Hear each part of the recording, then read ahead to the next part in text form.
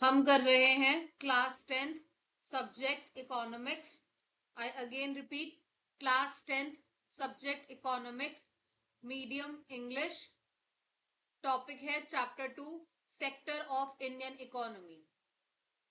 चलिए पहले मैं आपको नोट से करा रही हूँ, फिर नोट्स के साथ साथ हम बुक भी साथ साथ करते जाएंगे। ठीक है, नोट्स में जिस आंसर को जिस तरीके से फॉर्मेटिंग में लिखा गया है आपको उसी तरीके से अपनी आंसर राइटिंग स्टार्ट करनी है। ठीक है, चलिए देखिए यहाँ पर क्या है, economics chapter 2, sector of the Indian economy. What do you mean by the economic activities? Activities which generate income are called the economic activities. वो एक्टिविटीज जो इनकम जनरेट करती है उन्हें क्या कहा जाता है? इकोनॉमिक एक्टिविटीज कहा जाता है। It is classified into 3 sector. इसे 3 सेक्टर के अंदर क्लासिफाइड करा गया है। कितने सेक्टर्स में करा गया? 3 सेक्टर्स में करा गया। पहला है आपका प्राइमरी सेक्टर, दूसरा है आपका सेकेंडरी और तीसरा है आपका टर्शरी सेक्टर। ठीक है, प्राइमरी सेक्टर देखते हैं। It include those activities that are undertaken by directly using from natural resources. जो हम किससे लेते हैं बेटा? नेचुरल रिसोर्सेज से डायरेक्ट लेते हैं। It is also called the agriculture sector. इसे हम एग्रीकल्चर सेक्टर भी कहते हैं। For example cultivation of wheat, गेहूं का करिए, या डेयरी करिए, या फिर आप फिशिंग करिए। इसके अंदर सभी तरीके की चीजें आपको देखने को मिलती हैं। ठीक है, सेकेंडरी सेक्टर जो है वो हमारा मैन्युफैक्चरिंग सेक्टर है। क्या है? Manufacturing. It include those activities, इसमें वो एक्टिविटीज आती हैं in which natural और primary product are change into the another form. जहां पर आपका नेचुरल प्रोडक्ट या फिर प्राइमरी मतलब raw material kind of product वो एक दूसरे फॉर्म में कन्वर्ट कर दिया जाता है। ठीक है, जिसे हम क्या कहते हैं? Form by manufacturing. मैन्युफैक्चरिंग के थ्रू होता है। It is also called the industrial sector. इसे हम इंडस्ट्रियल सेक्टर भी कहते हैं। ठीक है, फॉर एग्जाम्पल कॉटन को किस में बदल दिया जाएगा? क्लोथ में। ठीक है, पेपर कहां से आएगा आपका? प्लांट से। समझे?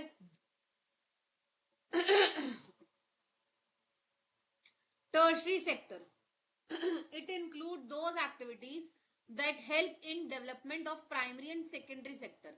ये वो एक्टिविटीज होती हैं जहां पर आप प्राइमरी सेक्टर और सेकेंडरी सेक्टर की हेल्प करते हुए देखोगे।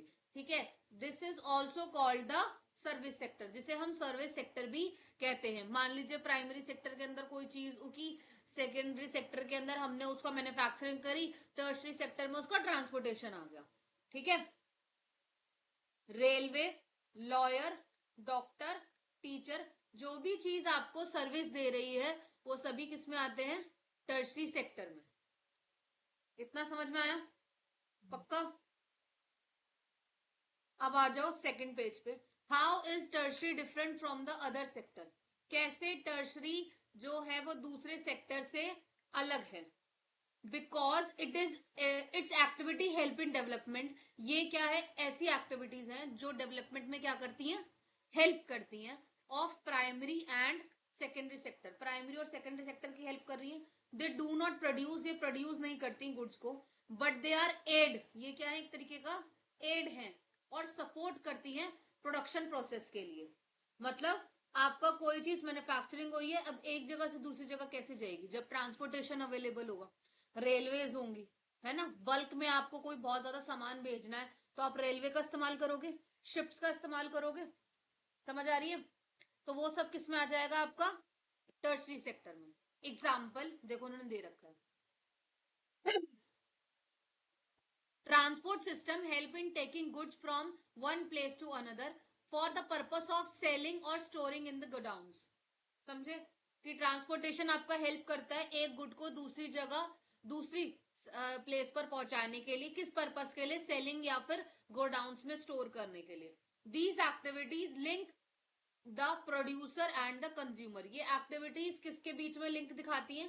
प्रोड्यूसर एंड कंज्यूमर्स के बीच में।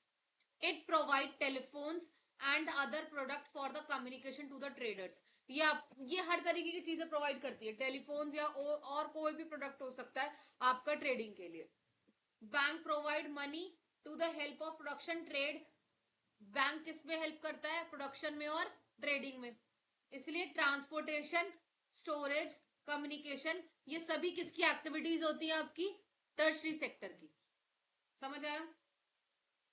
Economic activities, though grouped into the three different categories, are highly interdependent. ये तीनों ही इकोनॉमिक एक्टिविटी, कौन सी? प्राइमरी, सेकेंडरी और टर्शरी, ये तीनों ही अलग अलग कैटेगरीज है, बट ये तीनों ही एक दूसरे से क्या है? जुड़ी हुई है, इंटरडिपेंडेंट है। हाउ? कैसे? यस, आंसर देखिए क्या लिखा हुआ है। Yes, all three sectors are depend on each other. ये एक दूसरे पर क्या है बेटा? डिपेंड है।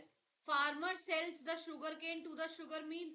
फार्मर क्या ग्रो करता है? शुगर केन, गन्ना उगाता है और किसको बेच देता है? शुगर मिल के ओनर को। Farmer by the tractors, pump set, ये सब कहां से बाय करता है? इंडस्ट्रीज से। पीपल वर्किंग इन इंडस्ट्रीज, जो लोग वर्क करते हैं इंडस्ट्रीज में, वो क्या काम करते हैं? रॉ मटेरियल लेते हैं फार्मर से और फिर फूड की सप्लाई करते हैं बाय द ट्रांसपोर्टेशन, ताकि लोगों को खाना पहुंच सके। समझ में आया? अब हम कंपेयर करेंगे किसको? इंटरमीडिएट और फाइनल गुड्स को। ठीक है, इंटरमीडिएट गुड्स कौन से होते हैं और फाइनल गुड्स कौन से होते हैं? These are used up in the producing by final goods and services. ये कौन से गुड्स होते हैं? Intermediate goods. देखो ऐसे समझ सकते हो, इंटरमीडिएट गुड्स वो गुड्स होते हैं जो प्रोसेस में होते हैं, मतलब जो बन रहा है, प्रोसेसिंग में है। इसमें लिख भी रखा है छोटा सा यहाँ पर, इन प्रोसेस। ठीक है, ये क्या है? किसमें यूज हो रहे हैं? Producing final goods. Final goods को बनाने में इस्तेमाल किए जा रहे हैं। For example, wheat and wheat flower used in making the biscuits. Biscuit बनाने के लिए आपको गेहूं और गेहूं का आटा तो चाहिए ना, तो गेहूं क्या हो गया आपका? Intermediate good. ठीक है, these are not included in the GDP, और ये जीडीपी में इंक्लूड नहीं होता। फाइनल गुड क्या हो गया? वो बिस्किट, अब वो पूरा बन चुका है। ठीक है, फाइनल गुड में क्या आता है? बेचना। मैंने लिख रखा है यहाँ पे साइड में, देखो, बेचना। ठीक है, these goods are use for final consumption including value of intermediate, जहां पर इसके इंटरमीडिएट की वैल्यू भी लगा दी जाती है। एग्जाम्पल के तौर पे इन्होंने क्या लिखा है? Biscuit. The value of final goods and services are included to know the GDP of the country. हमें जीडीपी की एक कंट्री की जीडीपी निकालने के लिए फाइनल गुड्स को भी ऐड करना पड़ता है। समझ आया? कोई दिक्कत? How do we count various goods and services and know total production in each sector? हम कैसे काउंट करेंगे अलग अलग तरीके की गुड्स और सर्विसेज को, जब हमें टोटल प्रोडक्शन निकालना हो हर एक सेक्टर का? आई अगेन रिपीट, क्वेश्चन ध्यान से समझो। How do we count various goods and services? हम कैसे काउंट कर सकते हैं अलग अलग तरीके की गुड्स और सर्विसेज को, and know the total production, और हमें कैसे पता लगेगा कि टोटल प्रोडक्शन क्या है in each sector? Each sector मतलब प्राइमरी, सेकेंडरी और टर्शरी सेक्टर में। चलिए देखिए कैसे पता लगेगा।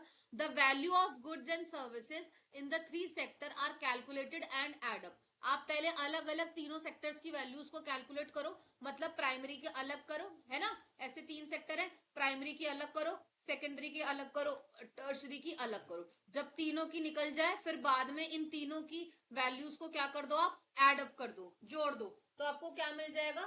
तीनों ही सेक्टर्स की अलग अलग वैल्यू, और उनको सम करने पे क्या मिल जाएगा आपको? उनका टोटल प्रोडक्शन। समझ में आया? ठीक है, there is no need to calculate every goods and services. आपको कोई जरूरत नहीं है कि आप हर एक गुड और सर्विसेज को कैलकुलेट करो, rather should be only final goods और सर्विसेज। तो आप क्या काम कर सकते हो कि डायरेक्ट क्या यूज कर सकते हो? फाइनल गुड और services. Example, a farmer sell wheat to flour mill. एक फार्मर गेहूं किसको बेचता है? फ्लावर मिल के ओनर को, for ₹8 kg। The mill grinds the wheat. Mill का जो ओनर है या फिर जो मिल है वो उसको ग्राइंड करती है, मतलब आटे की फॉर्म में लेके आती है, एंड सेल द फ्लावर। अब आटा बन गया, उसको बिस्किट कंपनी को देती है। ठीक है, कितने पर? 10 kg पर। The biscuit company use flowers. अब इसके साथ वो क्या इस्तेमाल करती है? फ्लावर, शुगर, मतलब उसको मीठा करेगी, ऑयल थोड़ा बहुत, और उसको किस में डाल देगी? बिस्किट्स के पैकेट्स में बिस्किट बना के। ठीक है, it sell biscuit in the market to the consumer for 15 rupees per packet. अब वो कितने रुपीज का पर पैकेट बेच रही है उसे मार्केट में? 15 रुपए का। ठीक है, now biscuit are the final good. Biscuit क्या है आपका? Final good. That is good that reach the consumer. वो गुड है जो हमारे तक आ रही है as a consumer. Thus, the sum of production in three sector give us the GDP। इसीलिए हमें ये पूरा जो तीनों सेक्टर का जो मिला जुला है, मतलब जो सेकेंडरी सेक्टर है, जो प्राइमरी सेक्टर है और जो टर्शरी सेक्टर है, उसका मिला जुला जो हमें प्राइस मिला वो कितना मिला लास्ट में 15 रुपए, है ना। तो हम इसीलिए इस पूरे 15 रुपए को किस में ले लेंगे, जीडीपी की फॉर्म में ले लेंगे, क्योंकि इसके अंदर तीनों ही चीजें आ रही हैं, ठीक है। तो अब ये किसमें काम आएगा, three sector give us the GDP. तो ये तीनों सेक्टर मिला के हमें क्या देते हैं बेटा, जीडीपी देते हैं। जीडीपी क्या है, ग्रॉस डोमेस्टिक प्रोडक्ट, ठीक है। अब इतनी कहानी हम बकवास कर रहे हैं, जीडीपी जीडीपी जीडीपी। अब जीडीपी क्या है ये देखते हैं। What is GDP, next question पे आइए। हु अंडरटेक्स दिस टास्क, और ये किस टास्क के अंदर आता है, जीडीपी क्या है और कौन किस चीज के अंदर आता है। Why it is so important, इतना जरूरी क्यों है, इधर से हम यही क्यों बोल रहे हैं, इसका पैसा भी लो, इसका पैसा भी लो, इसका पैसा भी लो, इन तीनों को जोड़ो फिर जीडीपी निकालो, क्यों जरूरी है, क्या है ये ऐसा, ठीक है। अब देखिए क्या होता है, आंसर देखिए। The value of final goods, जो भी वैल्यू है हमारी फाइनल गुड की, जैसे 15 रुपए, एंड सर्विस, और जो उसको बेच रहा है मतलब जो भी जॉब कर रहा है, ठीक है। Produce in each sector, her sector में हो रहा है, ड्यूरिंग अ पर्टिकुलर ईयर, एक साल में, ठीक है। And provide the total production, वो हमें क्या देगा, पूरे साल भर का टोटल प्रोडक्शन, इसी को ही हम क्या कहते हैं, जीडीपी। तो हम कह सकते हैं sum of all the production in three sector is called the GDP. समझ में आया। It is taken by the central government ministry, किसके थ्रू लिया जाता है ये, सेंट्रल गवर्नमेंट मिनिस्ट्री के हिसाब से लिया जाता है, ठीक है। लो ना, मैंने भी निकाला, तुम निकालो। हाँ एक दो दो छोड़ देना बस, दो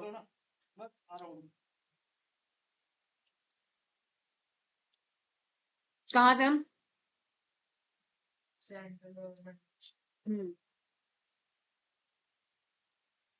समझ आया। अरे स्क्रोल तो हो जाओ। हम्म हम्म हो गया, चलो।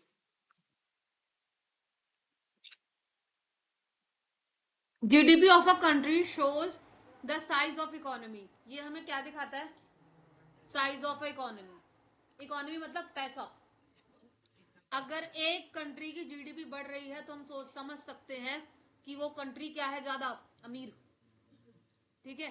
GDP of a country shows the size of economy of the country, this reflect whether the country rich is poor और रिच, क्या वो कंट्री अमीर है या फिर गरीब है। Status of employment and people, उस जगह के एम्प्लॉयमेंट का स्टेटस भी चेक कराता है, और क्या कराता है कि कितने वहां पे लोग काम कर रहे हैं, कितने लोग नहीं काम कर रहे हैं। अगर गरीब होगी तो इसका मतलब एम्प्लॉयमेंट नहीं है, जॉब नहीं है, जॉब नहीं है, इसी वजह से हम क्या देख सकते हैं कि वहां पर जीडीपी भी जनरेट नहीं हो रही होगी, जीडीपी गिर चुकी होगी। ये सब चीजें इंटरलिंक है, एक दूसरे से जोड़ कर देखो, ठीक है।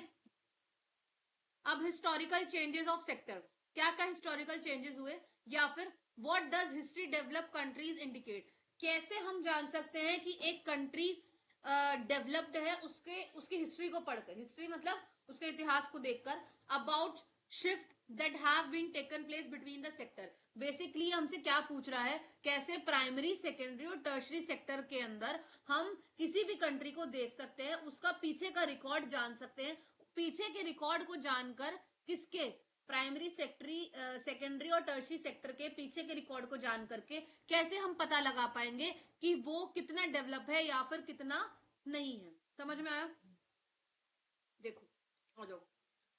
इन द इनिशियल स्टेज, शुरुआती स्टेज के अंदर, primary sector was the important sector, सबसे ज्यादा क्या था, वही इंपॉर्टेंट था। Most of the people were employed in this sector, सबसे ज्यादा लोग इसी में क्या थे बेटा, एम्प्लॉयड थे।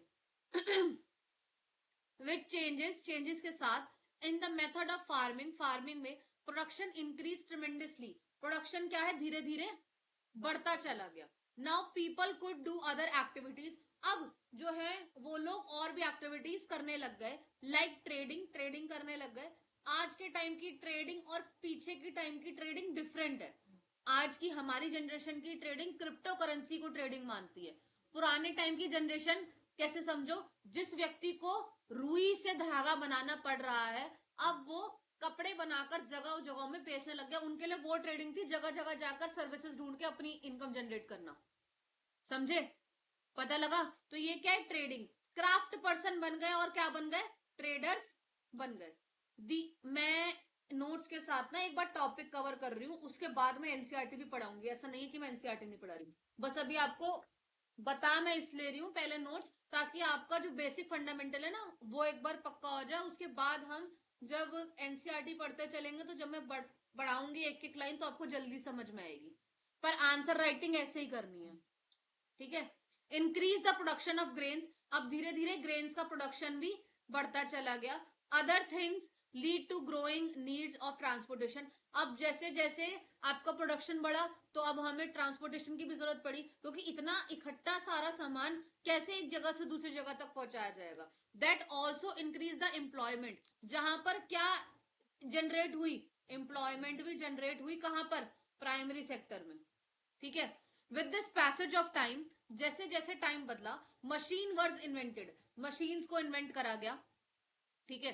फैक्ट्रीज वर स्टैब्लिश। फैक्ट्रीज को स्टैब्लिश करा गया टू मैन्युफैक्चरिंग वेरियस गुड्स। अलग अलग तरीके की गुड्स को बनाने के लिए। ग्रेजुअली इंडस्ट्रीज वर स्टैब्लिश। अब धीरे धीरे करके इंडस्ट्रीज को क्या करा गया बेटा? स्टैब्लिश करा गया। Industrial sector employed more and more people. अब जैसे आप इंडस्ट्री बनाओगे, इंडस्ट्री का मतलब कोई फैक्ट्री खड़ी करोगे, ठीक है? तो वहां पर अब आपको लोग चाहिए, आत्माएं तो लगेंगी नहीं मशीन चलाने, है ना? और किसी फैक्ट्री के अंदर अगर मशीन अपना आप चल रही है तो जितना जल्दी वहां से जॉब छोड़ दो। तो हम क्या देखते हैं यहाँ पे? हमें एम्प्लॉयमेंट जनरेशन मिला as a result of these changes. जैसे जैसे हमारे चेंजेस होते गए, secondary sector become more important than the primary sector. अब सेकेंडरी सेक्टर ज्यादा इंपॉर्टेंट होने लगा प्राइमरी सेक्टर से। Then there was a shift from secondary to the tertiary. अब धीरे धीरे ये शिफ्ट किस पे चला गया? सेकेंडरी से टर्शरी पे। क्यों? क्योंकि अब ट्रांसपोर्टेशन आ गया, कस्टमर सर्विस डेस्क आ गया। समझ रहे हो? कुछ नहीं समझ में आया, अब तुम्हें कोई दिक्कत है, ठीक है? मान लो किसी भी ऑब्जेक्ट में भी, जैसे हमारा फ्रिज में दिक्कत हो रही है, अब ये क्या मैन्युफैक्चरिंग डिपार्टमेंट से आया होगा। अब मैं जहां से इसके एक एक पार्ट निकले होंगे, बने होंगे, वहां थोड़ी फोन मारूंगी, मैं तो टर्शरी सेक्टर वाले को फोन मारूंगी ना। समझ रहे हो?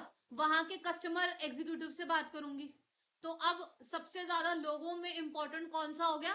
टर्शरी सेक्टर, ठीक है? As present as at present service sector tertiary employs maximum number of people. आज के टाइम में सबसे ज्यादा लोग कहाँ काम कर रहे हैं? टर्शरी सेक्टर में। So there has been shift. तो अभी हमने क्या देखा? क्या शिफ्ट है यहाँ पे बताओ? प्राइमरी से प्राइमरी से सेकेंडरी, सेकेंडरी से टर्शरी सेक्टर धीरे धीरे एक कंट्री में डेवलप होता चला गया। और ये सभी कंट्रीज का एक जैसा ही है, इसमें कोई अलग नहीं है, ठीक है? What are the cause for tertiary sector becoming so important in India? पर आज के टाइम पे क्या कारण हो सकते हैं कि टर्शरी सेक्टर इतना ज्यादा इंपॉर्टेंट हो गया है इंडिया के लिए? पहला कॉन्सेप्ट देखिए, concept of welfare state and basic services. पहला कॉन्सेप्ट क्या कह रहा है?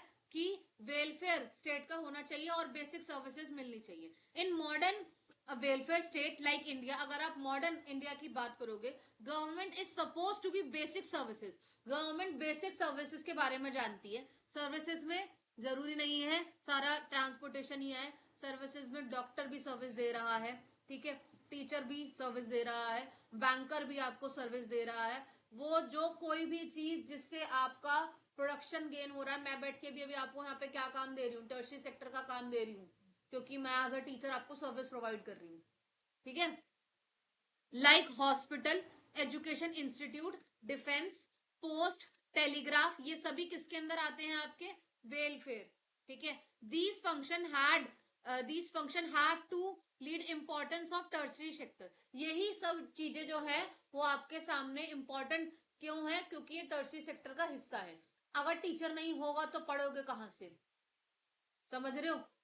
पढ़ोगे नहीं तो बाकी सारी जॉब्स कहां से इन्वेंट होंगी? मैं ये नहीं बता रही कि मैं इंपॉर्टेंट हूँ, मैं ये बता रही हूँ कि पर्टिकुलर किसी चीज में क्या चीज इंपॉर्टेंट है। जैसे टीचर पढ़ाएगी लिखाएगी तभी आप जाके, अभी आपको ये पता लग रहा है तभी आप जाके पीसीएम या कॉमर्स वगैरह लोगे ना।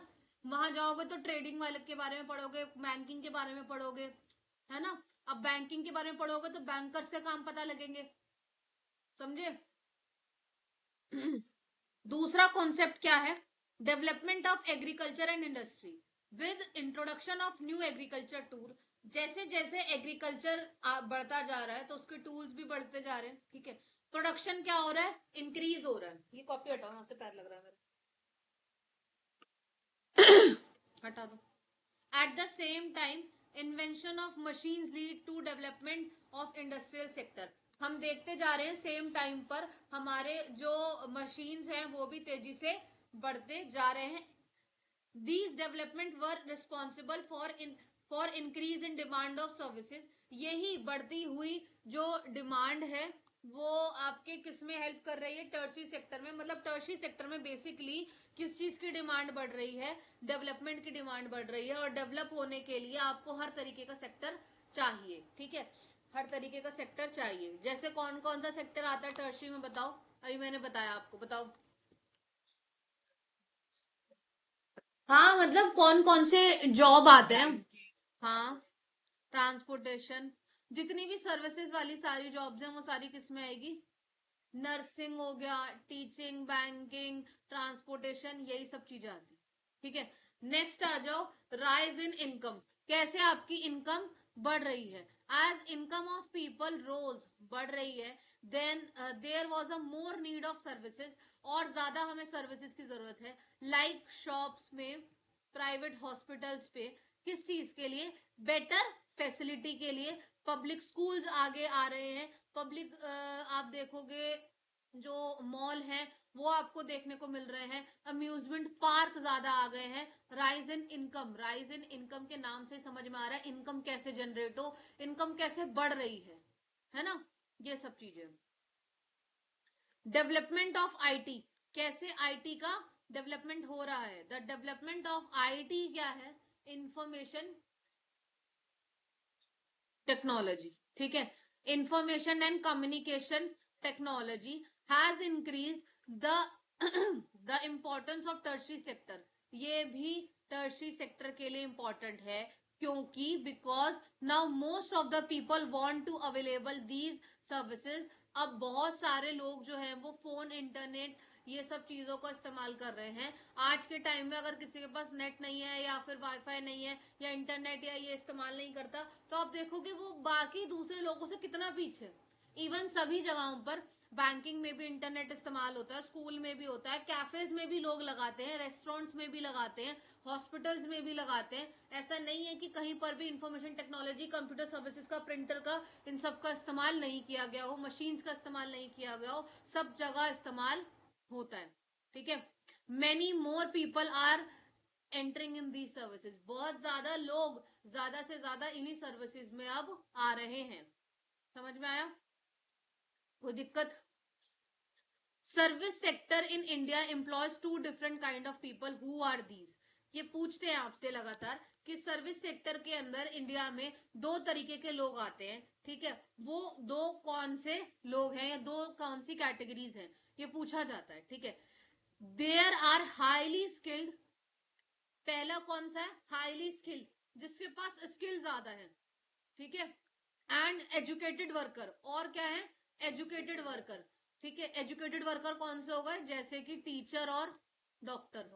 हाईली स्किल्ड कौन से हो गए, सारे टेक्नीशियन, इंजीनियर, सारे हाईली स्किल्ड है, ठीक है। एसी में खोल नहीं सकती, फ्रिज नहीं खोल सकती, गाड़ी खोल के ठीक कर सकते हो नहीं, उसके लिए तुम्हें स्किल चाहिए, ठीक है। ये क्या है, आपके स्किल बेस्ड जॉब है, ये आपको, आप जब सीखोगे तभी आएंगे आपको, ठीक है। खाना बना सकते हो, खाना बनाने के लिए सीखना पड़ेगा, समझ रहे हो। और एजुकेटेड वर्कर जॉब, आप पढ़ोगे लिखोगे और अपनी ही लाइन के अंदर घुसोगे तो आपको एजुकेशन चाहिए, जैसे टीचिंग की जॉब है। डॉक्टर्स, डॉक्टर्स भी क्या है, बेसिकली एजुकेटेड वर्कर्स है, क्योंकि उन्होंने पढ़ाई करी तभी आपको दवाई बता रहे हूँ। ऐसा तो नहीं बोल रहे जाके ये पत्ती तोड़ लो, इसको गले पर रगड़ लेना, ठीक हो जाएगा खांसी, ऐसे तो नहीं हो रहा ना कहीं भी, ठीक है।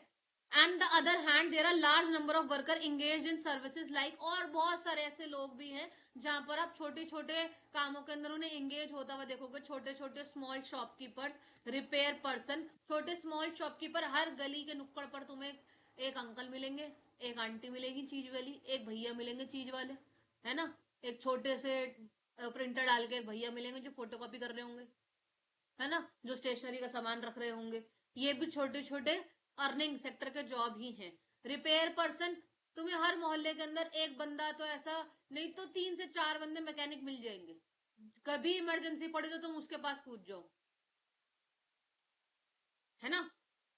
ये भी उनके लिविंग का एक अर्निंग का मोटो है, सोर्स है, ठीक है। उनका भी एक काम तरीका करने का है ये, ठीक है। Primary sector in India continues to be the largest employer.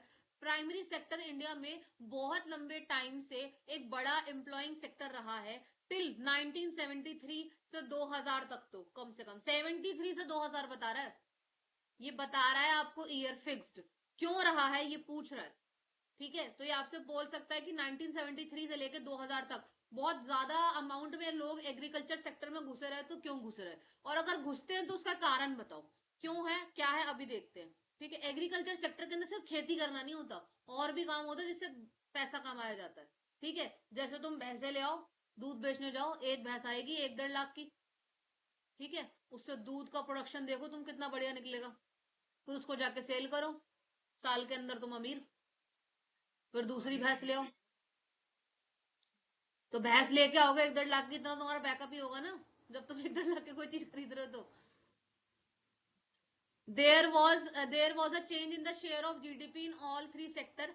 सभी तीनों सेक्टर के अंदर क्या है, आपको शेयर देखने को मिलेगा। बट प्राइमरी सेक्टर टिल अभी तक बहुत ज्यादा लार्जेस्ट एम्प्लॉयर रहा है इन 1973 एज वेल इन द 2000। मतलब 1973 से लेकर 2000 तक में भी, because enough job were not create. पहला कारण कि प्राइमरी सेक्टर के अंदर ज्यादा चीजें आपको देखने को मिली, और अदर सेक्टर भी है। पर हम कह सकते हैं कि 83 में तो लोगों को इतनी जानकारी नहीं होगी, 90 में भी नहीं होगी, ठीक है। सबको पता है। पहली बात तो इंक्रीमेंट कब होता है, जब आपके पास एक ही सोर्स हो, इसके अलावा कहीं नहीं मर सकते, समझ रहे हो। हाँ हाँ। अब उसके बाद दूसरी चीज क्या, कि बाकी और सेक्टर डेवलप्ड ही ना हुए हो, तब क्या करोगे, फिर तो वही है करने के लिए, समझ रहे हो। ये एक पंगा। तो यहाँ पर दूसरा कारण क्या है, कि दूसरे और सेक्टर के अंदर जॉब डेवलप ही नहीं हुई थी। दूसरे और सेक्टर के अंदर जॉब्स क्या थी, डेवलप ही नहीं थी। अब 1973 में तुमने तुमने किसके मुंह से सुना है अब तक, कहाँ सुना कि नहीं फोन आ गया है जी हमारा फ्रिज खराब हो गया, फ्रिज को ठीक करने के लिए कस्टमर सर्विस बात कर रहा है, कोई नहीं करता था। मटके में पानी भर लो पी लो, समझ रहे हो। तो यहाँ पे इससे क्या मतलब निकला, कि सेकेंडरी और टर्शियरी सेक्टर तब तक डेवलप ही नहीं था। इंडस्ट्रियल आउटपुट और production of goods increase by 8 times. धीरे धीरे करके ये बढ़ा, तकरीबन इसको बढ़ने में बहुत ज्यादा टाइम लगा, पर एम्प्लॉयमेंट इंक्रीज हुई कितना, 2.5 टाइम्स ओनली। इतनी ज्यादा नहीं बढ़ी, कितना, सिर्फ 2-2.5%। जैसे किसी उस जमाने में किसी के दिमाग में बल्ब जला होगा कि भाई अच्छा अगर मैं मतलब इतना गेहूं उधर पिसवाने जाऊं तो मैं इससे इतना पैसा मांग सकता हूँ, तो उसने एज अ टर्शियरी सेक्टर का काम करा हो, है ना। ये हमारी नजरों में आज के टाइम में टर्शियरी सेक्टर है, पर उस जमाने में उसको क्या बोल रहे होंगे, पैसे खाता है ये। समझ रहे हो। यही लोकल भाषा थी उस टाइम की सोसाइटी की। सोसाइटी बदलती है, उसकी आइडियोलॉजी भी बदलती है, घपला करता है ये, ठीक है। Tertiary sector production increase 11 times. अब धीरे धीरे करके अब वो 2.5 से कितना बदलने लगा, 11 टाइम्स, ठीक है। अब देखो कहाँ 2.5 से अब धीरे धीरे कहाँ बढ़ गया, 11 पे। But employment increase less than 3 time. पर आज भी भाई 3, अभी धीरे धीरे हम देख रहे हैं, अब भी एम्प्लॉयमेंट कितना टाइम बढ़ी है, बताओ, 3। मतलब गुड्स, प्रोडक्शन ऑफ गुड्स कितना हुआ आपका, पहले इंडस्ट्रियल सेक्टर में कितना हो रहा था, 8 टाइम, टर्शियरी सेक्टर में आता था 11 टाइम हुआ, ठीक है। एम्प्लॉयमेंट कितनी बढ़ी, 2.5, और अब कितनी बढ़ी, 3, बस 0.5, ठीक है। इसीलिए प्राइमरी सेक्टर जो है स्टिल एम्प्लॉयमेंट सेक्शन रहा है आपका 63% इन कंट्रीज। और पंगा पता है क्या, मैं आपको कॉमन बेसिक फंडामेंटल बताती हूँ, कि ना आज के टाइम में अगर आपने बहुत अच्छी पढ़ाई भी कर ली, मान लो आपने एग्रीकल्चर सेक्टर में होती है पढ़ाई एजुकेशन लाइन में, ठीक है, आपने पढ़ाई करी और आप अच्छे एग्रीकल्चरिस्ट बन गए, ठीक है, आपने कोई केमिकल इन्वेंट करा, वट एवर, आप किसी कंपनी में लग गए, आपने पीसीएम भी ली है, ठीक है, और उसके अलावा आपने सोचा मैं मेडिकल लाइन में घुसता हूँ, आपका इंटरेस्ट जागा थोड़ा केमिकल या फूड इंडस्ट्री की तरफ, तो आप फूड इंडस्ट्री में घुस गए हो। वहां पे आपने सोचा कि चलो अब ये केमिकल जो भी, जैसे आपका फर्टिलाइजर है, मिन्योर है, ठीक है, ये जाके आप किसी गांव के अंदर दिखाओगे, एज अ प्रैक्टिकल आपको बताया गया है, तो आप गांव वालों से डील नहीं कर सकते, क्योंकि आप शहर के एनवायरमेंट में पढ़ के गए हो। उनको सब चीजें समझाना और सब चीजों से एक ही टोन में बात करना और वो समझ ही जाए, आपका प्रोडक्ट परचेज ही कर ले, ये कोई गारंटी नहीं है। अनटिल अनलेस आप किसी शहर के बंदे को ज्यादा प्रेफर करोगे कि भाई कौन वहां जाएगा इतना माथा खराब करने के लिए, मैं किसी सामने वालों को इजी ढंग से समझाऊंगा, बेनिफिट्स तो शायद समझ भी जाए। समझ रहे हो? अब तुम किसी गांव वाले को बोलो वाईफाई लगवा लो, वो क्या जरूरत नहीं है।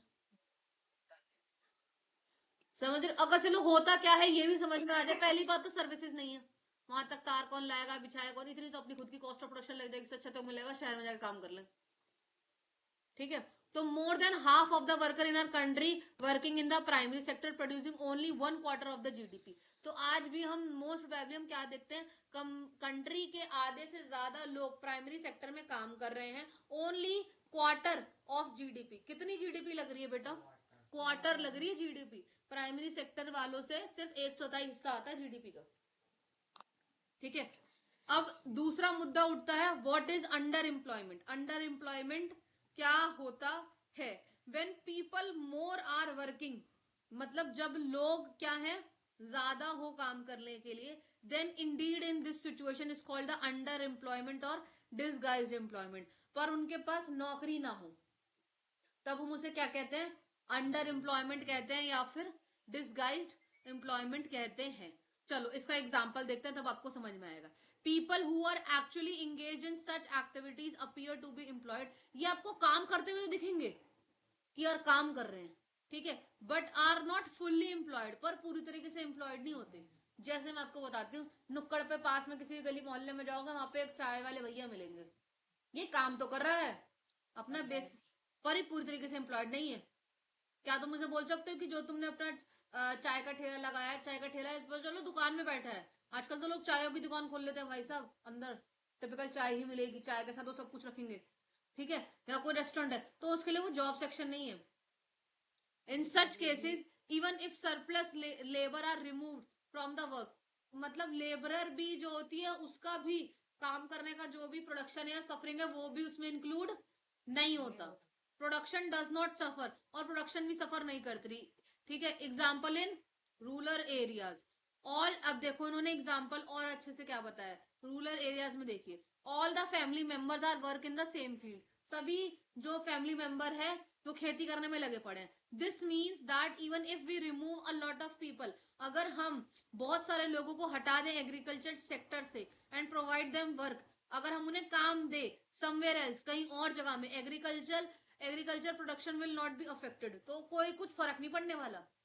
मतलब आप समझ रहे हो डिसगाइज्ड, जब तक पे नहीं मिलता। हाँ, मैं आपको क्या बता रही हूँ, डिसगाइज्ड अनएम्प्लॉयमेंट में या अंडर एम्प्लॉयमेंट में क्या है कि एक जगह पर हद से ज्यादा काम कर रहे हैं लोग, जिनका कोई प्रोडक्शन या उनकी लेबर या उनकी सर्विस इतनी इंपॉर्टेंस नहीं रखती, अगर वो हट भी जाएंगे तो भी काम चल रहा होगा, ये है।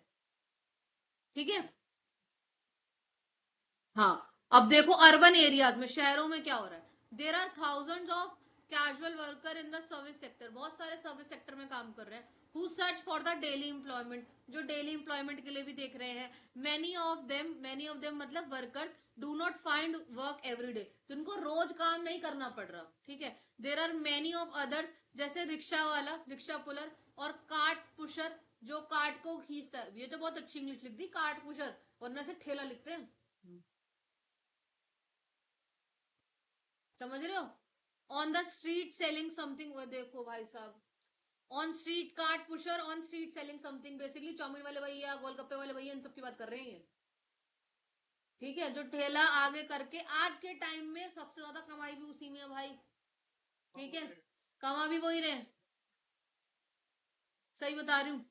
Where they may spread the whole day but even not even earn very little, यहाँ पे लिख रखा है कम, पर आज के टाइम, आज की बात कर रही हूँ मैं, ये पहले का देना नहीं है। हाँ, और इनके हिसाब से, पर इसमें देखो अर्बन एरियाज में क्या है, रोज रोज तो कोई गोलगप्पे नहीं खाने बैठा ना, है ना, रोज रोज तो कोई जैसे ये नहीं बोलेगा नहीं आज तो भल्ले पापड़ी खाते हैं। और आप देखोगे, आप जब मर्जी चल जाओ, इन लोगों के पास भीड़ मिलेगी, आप नहीं जा रहे, कोई दूसरा बंदा तो जा ही रहा होगा, है ना, ऐसे होता है। अर्बन डिसगाइज्ड और अंडर एम्प्लॉयमेंट का मतलब समझो कि एक जगह पर लोग बहुत ज्यादा हैं, पर काम करने के लिए वो लोग रोज काम ढूंढ रहे हैं। इसका एक बेहतर एग्जांपल हो सकता है सफेदी वाला। रोज तो सफेदी नहीं कराता कोई, रोज किसी के घर भी गंदे नहीं हो रहे। समझ रहे हो आप मेरी बात? तो क्या क्या बात समझ में आई इससे आपको, बताओ कि कभी, हाँ कभी कभी ही इनको एम्प्लॉयमेंट मिल पाती है, वरना रोज आप देखोगे यहाँ पर, मुझे नहीं पता यहाँ पर जहाँ पर कौन सा चौक है, आई थिंक लेबर चौक है, नाम भी उसका लेबर चौक है, वहाँ सारे लेबर खाली मिलेंगे। रिक्शा वाले आधे से ज्यादा टाइम देखने, एक टाइम आएगा जब वो खाली मिलेंगे। मेरे को नहीं पता कहाँ है कबीला रेस्टोरेंट, होगा तो वहां देखेंगे। ठीक है, समझ आया जो मैंने बताया। अब what is open unemployment? Open unemployment क्या है? ये वो सिचुएशन है, it is a situation when a person is unable to find any gainful work और जॉब। जब एक व्यक्ति कोई भी ढंग की जॉब ढूंढ ही नहीं पा रहा, वो क्या है? Open unemployment. ठीक है, अब क्या मेजर है? What measure can be adopted to remove disguised और अनएम्प्लॉयमेंट इन एग्रीकल्चर सेक्टर? कैसे आप डिसगाइज्ड और अनएम्प्लॉयमेंट को हटा सकते हो एग्रीकल्चर सेक्टर में से? ये आता है क्वेश्चन, ये फेवरेट क्वेश्चन है टीचर्स का, टेस्ट में जरूर देते हैं। क्यों डिसगाइज्ड एम्प्लॉयमेंट और अनएम्प्लॉयमेंट? क्योंकि एक ही जगह पर मान लो इतने से ही हिस्से के अंदर बहुत सारे लोग लगे पड़े काम की। जब वो 4 लोगों में काम हो सकता है, तुम जबरदस्ती अपने घर के 4 लोग और ला रहे हो, 8 लोग लगे पड़े उस काम के अंदर। इट्स बेटर कि दूसरे 4 लोग किसी और काम को एंगेज कर सकते हैं, है ना, वहां से इनकम जनरेट हो सकती है। तो ये काम होता है। और एक्सप्लेन द गवर्नमेंट पॉलिसी, इसके अलावा ये भी पूछ सकते हैं, explain the government policy to promote employment, कि एम्प्लॉयमेंट कैसे प्रमोट करी जाए। अब देखिए क्या है यहाँ पर, loan should be provided to small farmers. छोटे छोटे फार्मर्स को क्या दिया जाने लगा है? Loans by the government. किसके थ्रू? गवर्नमेंट के थ्रू। और bank, we have to more irrigation facility, ताकि वो लोग इरिगेशन फैसिलिटी को अच्छा कर सके, जैसे कि कुएं बना सके या फिर ट्यूबवेल बना सके। न्यू डैम्स, नए नए डैम्स बना सके। Canal should be constructed, canal बनाई जाने लगी है। ठीक है, जिससे क्या होता है, और ज्यादा एम्प्लॉयमेंट जनरेट होगा। Bank should provide credit to farmers, bank farmers को क्या देता है? क्रेडिट देता है। ठीक है, dal mill, cold storage should be open. Cold storage क्या होता है?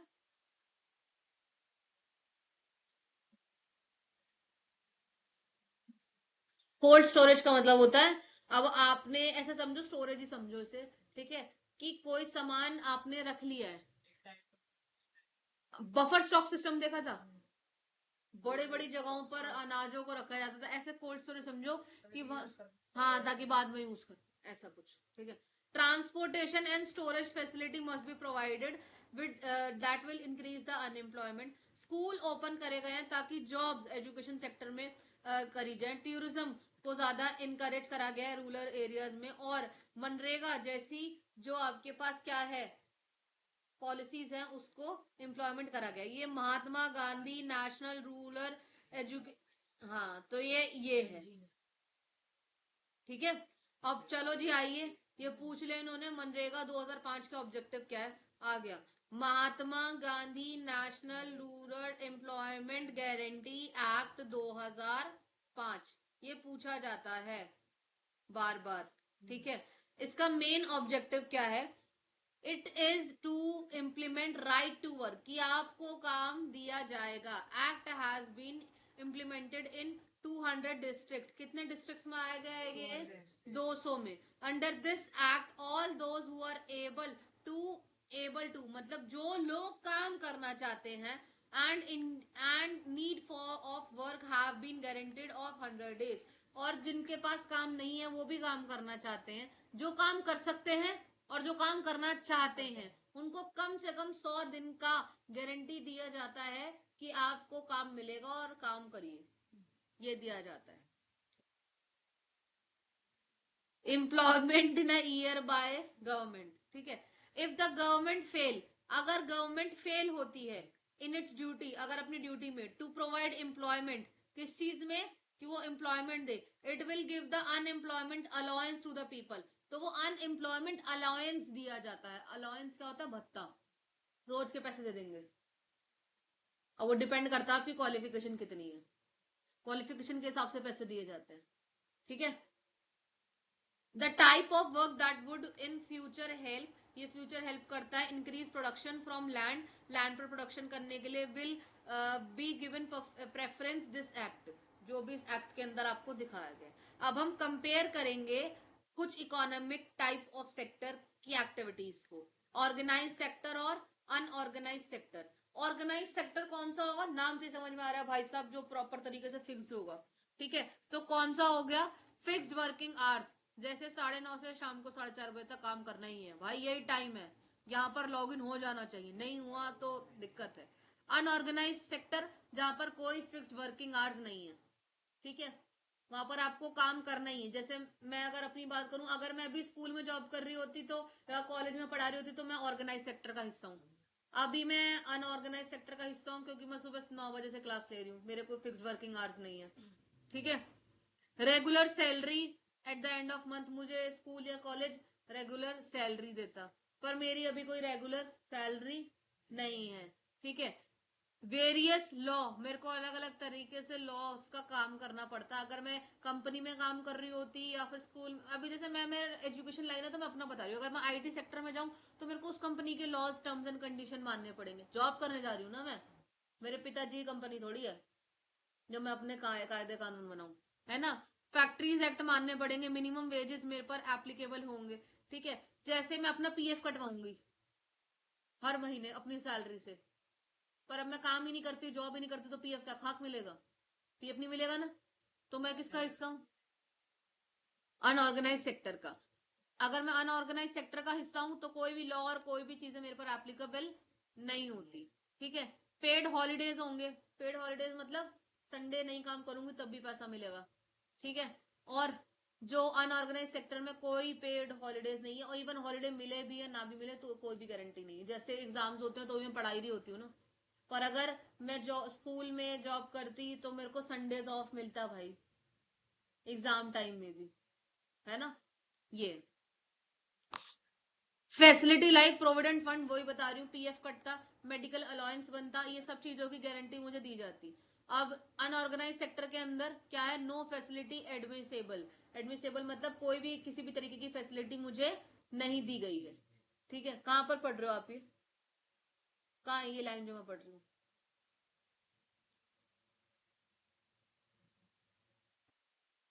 अपॉइंटमेंट लेटर दिया जाता जिसमें टर्म्स एंड कंडीशन सेट होती। ठीक है, पर क्योंकि मैं अनऑर्गेनाइज सेक्टर का हिस्सा हूं तो कोई मुझे अपॉइंटमेंट लेटर नहीं मिलेगा। ठीक है, और मेरे को कभी भी निकाला जा सकता है और कभी भी रखा जा सकता है। ठीक है, control of the government directly और इनडायरेक्टली, मेरे पे डायरेक्टली और इनडायरेक्टली गवर्नमेंट का कंट्रोल है, पर क्योंकि मैं अपनी दुकान खोल के बैठी हूँ, ठीक है, किसी भी चीज की, तो मेरे पास कोई भी सरकार का कोई भी कंट्रोल नहीं है। समझ में आया। How can worker be protected in unorganised sector, भाई पर अभी भी हम कुछ अर्बन अनऑर्गेनाइज सेक्टर के हिस्से जो हैं आस पास में, वो भी तो सरकार के थ्रू प्रोटेक्टेड ही होंगे ना। कैसे हैं, रूरल एरियाज में कैसे हैं, अर्बन एरियाज में कैसे हैं, और उसके अलावा उन्होंने डाल रखा है एस टी एस सी का सेक्शन। ठीक है, रूरल एरियाज में कैसे हैं, वल्नरेबल पीपल, वल्नरेबल पीपल कौन से होते हैं, जिनके पास कुछ नहीं है, लैंडलेस एग्रीकल्चर लेबर, जिनके पास लैंड भी नहीं है एग्रीकल्चर करने के लिए, स्मॉल एंड मार्जिनल फार्मर, ठीक है, फार्मर्स, शॉपकीपर्स या शेयर क्रॉपर, शेयर क्रॉपर कौन होते हैं, अपनी फसल में से थोड़ा हिस्सा दे दिया, ये वाले।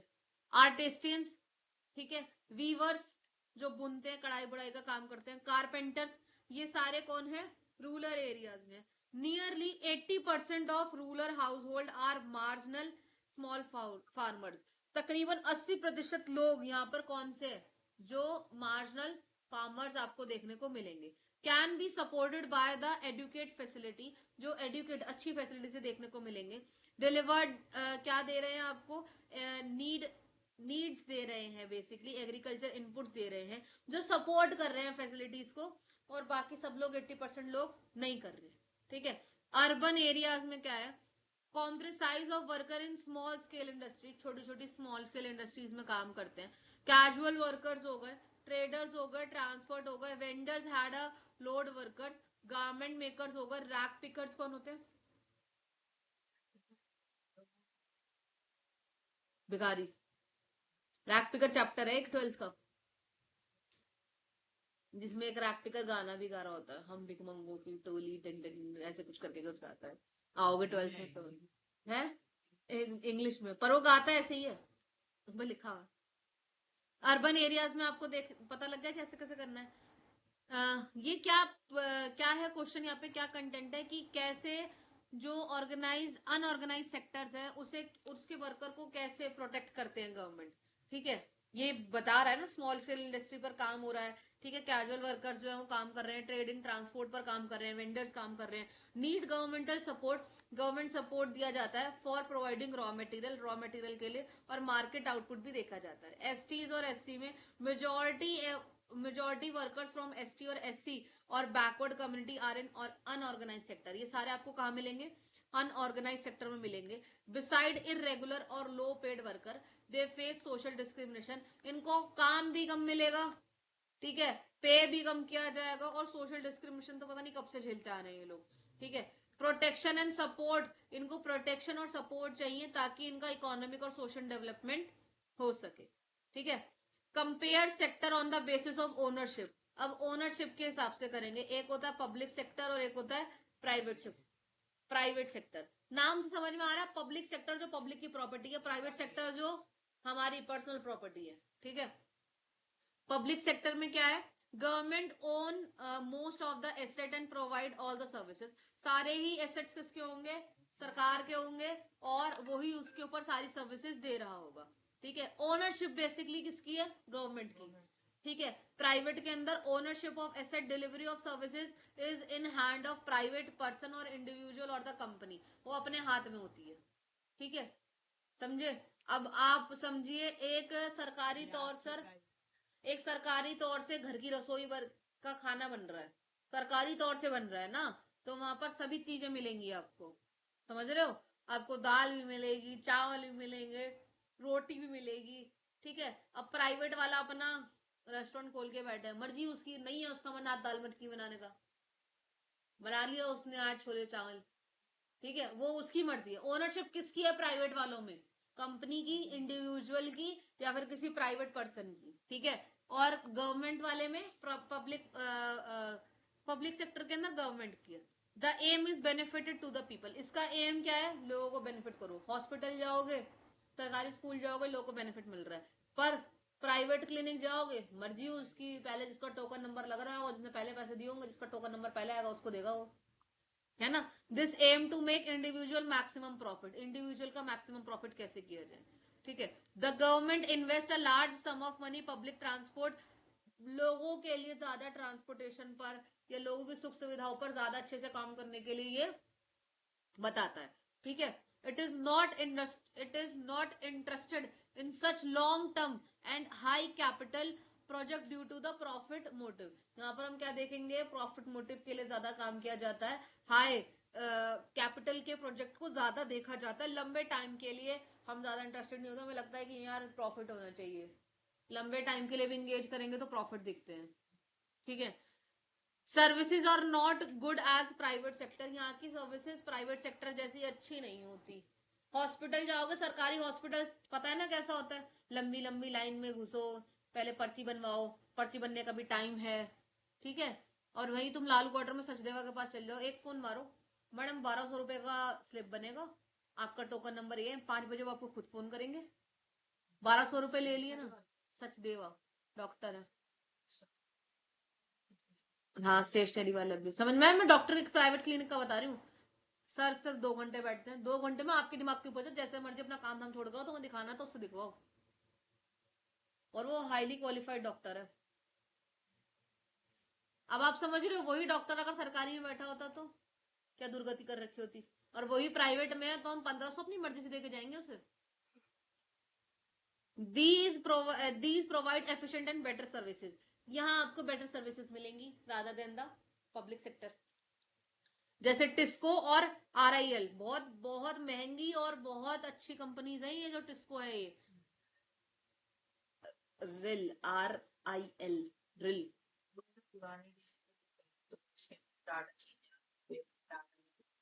ऐसा कुछ नहीं होता, इससे फर्क नहीं पड़ेगा, बस एक्यूरेट लिखना, एक्यूरेट मतलब अजम्पशन डाल के लिखना। कि डाटा में बी बेबी का मतलब समझ आता है शायद, डाटा इतने से इतने टाइम पर इतना था, आगे मे बी, फिर इतने से इतने टाइम पर इतना था, तो उसके बीच में कंपैरिजन, सामने वाले को समझ में आ जाएगा कि डाटा ऊपर नीचे हो सकता है पर कॉन्सेप्ट क्लियर है। ठीक है, कुछ एग्जांपल्स दीजिए, give few examples of public sector activities के and explain why government has taken them up. अच्छा, गवर्नमेंट क्यों पब्लिक सेक्टर की जो एक्टिविटीज है उनको क्यों आगे बढ़ा रही है? क्योंकि पब्लिक का फायदा हो। जैसे एग्जांपल इन्होंने क्या क्या दिए, एम्स, मेरे चाचा का घर तो है नहीं, हॉस्पिटल है। ठीक है, railway, postal services, postal services आज भी चलती है भाई, ईमेल के जमाने में क्यों भाई? जो लोग दूर में गांव देहात में बैठे हैं वो भी तो ये सारे काम करेंगे ना। ठीक है, electricity, education, irrigation facility, NTCP, NTPC. ठीक है, अब देखते हैं एम्स क्या है। AIIMS to provide quality of health services at the reasonable rate, at the reasonable rate was the main purpose, ये मेन पर्पस है। Government to start this, government ने स्टार्ट करा है मेडिकल एजुकेशन के अलावा। ठीक है, रेलवे क्या है, only the government can invest a large sum of money on a public project, कि इसके अंदर सिर्फ गवर्नमेंट ही इन्वेस्ट करेगी पब्लिक के लिए पैसा, with a long gestation period, एक लंबे समय के लिए, and also to ensure provided transportation, transportation भी देगी at the cheap rate, cheap rates पर। अब किसी को रिजर्वेशन कराना है तो 800-900 रुपए भरो और जाके अपना सीट बुक करा लो। अब किसी को रिजर्वेशन नहीं कराना तो 200 या 250 या जितने की भी टिकट है वो उठाओ, पकड़ो और जाके जनरल डब्बे में भर जाओ। ठीक है, अब नेक्स्ट आते हैं electronic power generation by NTCP. ठीक है, the government has been taken this up to provide electricity at a reasonable rate to consumer. How public sector contribute to economic development of a nation, कैसे जो है वो nation को क्या करेगा, development करेगा। It promote rapid economic development, ये क्या है, तेजी से इकोनॉमिक डेवलपमेंट को क्या करता है, बढ़ाता है। Through the creation and expansion of infrastructure, जहां इंफ्रास्ट्रक्चर और जो डेवलपमेंट है वो क्रिएट हो। इट क्रिएट एम्प्लॉयमेंट अपॉर्चुनिटी, यहाँ पर क्या होता है, एम्प्लॉयमेंट अपॉर्चुनिटी आपको देखने को मिलती है। इट जनरेट फाइनेंशियल रिसोर्सेज, ये फाइनेंशियल रिसोर्सेज भी जनरेट करता है फॉर डेवलपमेंट के। It ensure equality of income, ये क्या दिखाता है, इक्वालिटी ऑफ इनकम। ठीक है, वेल्थ दिखाता है, बैलेंस रीजनल डेवलपमेंट दिखाता है। It encourage development of small and medium cottage industries, यहाँ पर स्मॉल मीडियम कॉटेज इंडस्ट्रीज को भी दिखाया जाता है। It ensure availability of good, यहाँ पर गुड्स और at the moderate rate, moderate मतलब ठीक ठाक पैसों के ऊपर दिखाए जाते हैं। It contribute the community development, जैसे एचडीआई, एचडीआई क्या है, ह्यूमन डेवलपमेंट इंडेक्स, जो आपकी हेल्थ और एजुकेशन सर्विस के लिए काम करता है। ठीक है, नेक्स्ट और लास्ट क्वेश्चन पे आ जाओ। Why do the modern government spend a lot of money on the different activities without earning profit, कैसे बिना किसी अर्निंग प्रॉफिट के मॉडर्न गवर्नमेंट बहुत सारा पैसा अलग अलग एक्टिविटीज पर लगा रही है? क्यों लगा रही है, क्वेश्चन क्या है, वाई द मॉडर्न गवर्नमेंट, क्यों जो आज की गवर्नमेंट है spend a lot of money, वो बहुत ज्यादा पैसा दे रही है ऑन डिफरेंट एक्टिविटीज, अलग अलग एक्टिविटीज पर, विदाउट अर्निंग प्रॉफिट, बिना किसी प्रॉफिट को कमाए। ठीक है, the modern state is welfare and democratic state, it is responsibility of the government look after the interest of people, जहां लोगों के इंटरेस्ट को देखा जाता है। पीपल पे टैक्स, टैक्सेस दिए जाते हैं। Expect government to take care of their problems, ताकि गवर्नमेंट उनकी प्रॉब्लम्स को दे। प्रॉफिट क्या है, यहाँ पे हम टैक्स भरते हैं ना भाई, वो है। ठीक है, टैक्स से ही सारे काम हो रहे हैं। Activities which do not generate profit are not looked after by private agencies, जहां पर नहीं दोगे वो प्राइवेट एजेंसीज द्वारा देखी जा रही है।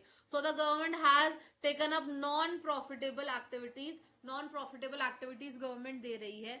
जैसे आपको रेलवेज में जाने की सुख सुविधा है, पोस्ट एंड टेलीग्राफ कि गवर्नमेंट जो है वो सुख सुविधा दे रही है, ठीक है। सम एक्टिविटीज जैसे कंस्ट्रक्शन ऑफ रोड आपको मिल रहा है, यहाँ पर बहुत ज्यादा पैसा खर्च होता है पर फिर भी सरकार आपसे पैसे नहीं लेती।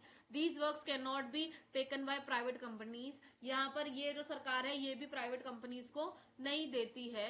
सो the government takes up the project of huge expenditure, जहां पर जो गवर्नमेंट है वो एक बड़ा एक्सपेंडिचर देती है for welfare of the citizen, जहां सिटीजन के वेलफेयर को देखा जाए। In some case of food grain, food grain के केसेस में सब्सिडीज दी जाती है गरीब लोगों को, उनके पीले कार्ड बना दिए जाते हैं, ठीक है। The government by the food, government by करती है फूड को और सेल करती है लोगों को at the ration shop to the lower rate, उनको अपना below poverty line BPL card दिखाना पड़ता है पीले रंग का, और उनको कम पैसों पर कोई भी राशन का जो सामान है वो सारा मिलता है, जैसे आटा, चावल, ठीक है, चीनी, तेल, ये सब कुछ, छोले, ठीक है, राजमा, ये सब उनको किस पे मिलता है, कम पैसों पर मिलता है। मतलब एक व्यक्ति जो खा रहा होगा मान लो 150 रुपए किलो राजमा, ठीक है, उनको मिल जाएगा 60 का।